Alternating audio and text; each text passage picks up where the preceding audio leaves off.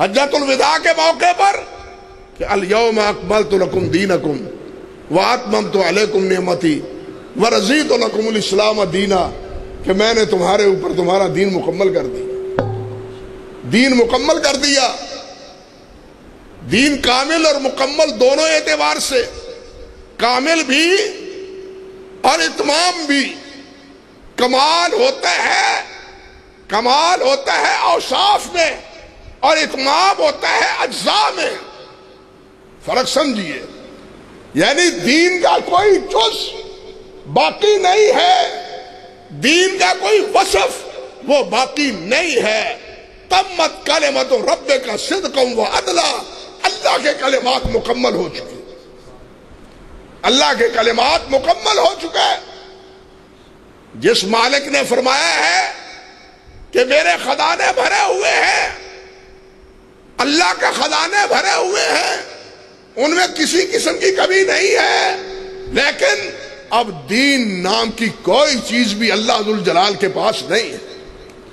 سب کچھ دین نام کی، ہم زندگی کس طرح گزارے ہیں، انفرادی زندگی کس طرح گزارے ہیں، تجارت کس طرح کریں، شادی کے بعد زندگی کس طرح گزاریں، اولاد ہو تو زندگی کس طرح گزارے، بیٹا ہو تو زندگی کس طرح گزارے، باپ ہو تو کس طرح گزارے، ایک حاکم ہو تو کس طرح زندگی گزارے، ایک قاضی ہو تو وہ کس طرح گزارے، ایک سپہ سالار ہے تو وہ زندگی کس طرح گزارے۔ لَقَدْ كَانَ لَكُمْ فِي رَسُولِ اللَّهِ أُسْوَةٌ حَسَنَةٌ، نبی علیہ السلام اب ہمارے لیے اسوہ حسنہ ہے، نمونہ ہے، ہر ایک کے لیے، ہر دائرے میں، ہر درجے میں، ہر مرتبے میں، جہاں جہاں بھی انسان ہے، نبی علیہ السلام کا نمونہ وہاں موجود ہے۔ وہاں آپ کا نمونہ، آپ کا آئیڈیل ہمارے سامنے ہے کتب احادیث میں، اگر ہمیں معلوم نہ ہو تو یہ ہمارا قصور ہے، ورنہ دین مکمل ہے۔ نبی علیہ السلام نے فرمایا ہے ترکتکم علی الملۃ البیضاء لیلھا کنہارھا، فرمایا میں تمہیں ایسی ملت دے کے، روشن ملت دے کے جا رہا ہوں جس کی رات بھی دن کی طرح روشن ہے، جس کی رات بھی دن کی طرح روشن ہے، کوئی بہام نہیں، کوئی اندھیرا نہیں، کوئی اس میں الجھاؤ نہیں، صاف اور شفاف مسائل ہیں۔ اللہ اکبر۔ اور اللہ ذوالجلال نے یہ مکمل دین نبی علیہ السلام پر کر دیا، دین کا اتمام کر دیا، دین کا اکمال کر دیا۔